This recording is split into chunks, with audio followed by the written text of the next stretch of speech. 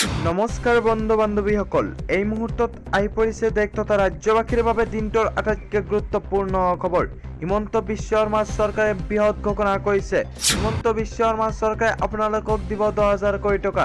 কেনেদৰে এই 10,000 টকাৰ সুবিধা লাভ কৰিব আপোনালোকে অভিষেক জানিব পাৰিব এই ভিডিঅ'টোৰ মাধ্যমত। গতিকে ভিডিঅ'টো অলপো স্কিপ নকৰাকৈ সম্পূৰ্ণ শেষলৈকে চাব আৰু নিতৌ এনেধৰণৰ খবৰ পাবলৈ আমাৰ চেনেলটো ছাবস্ক্ৰাইব কৰাৰ লগতে ভিডিঅ'টোত এটা লাইক কৰি দিব।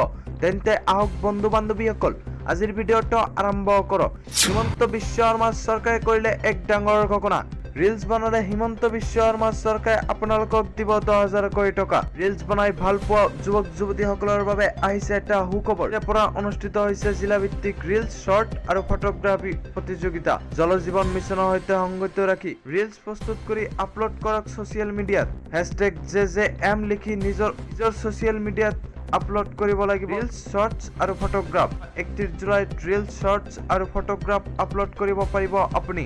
প্ৰতিযোগিতাৰ বিজয়ী 3জনক নগদ ধনেৰে পুৰস্কৃত কৰিব চৰকাৰে। 10,000, 7,000, 3,000 টকাকৈ 3জনক পুৰস্কৃত কৰা হ'ব। জিলাৰ পাছত ৰাজ্যিক ভিত্তিতো এই প্ৰতিযোগিতাত অনুষ্ঠিত কৰা হ'ব। 15 আগষ্টত প্ৰদান কৰা হ'ব এই পুৰস্কাৰসমূহ। জল জীৱন মিছনৰ সজাগতা বৃদ্ধিৰ বাবে এই পদক্ষেপ চৰকাৰৰ।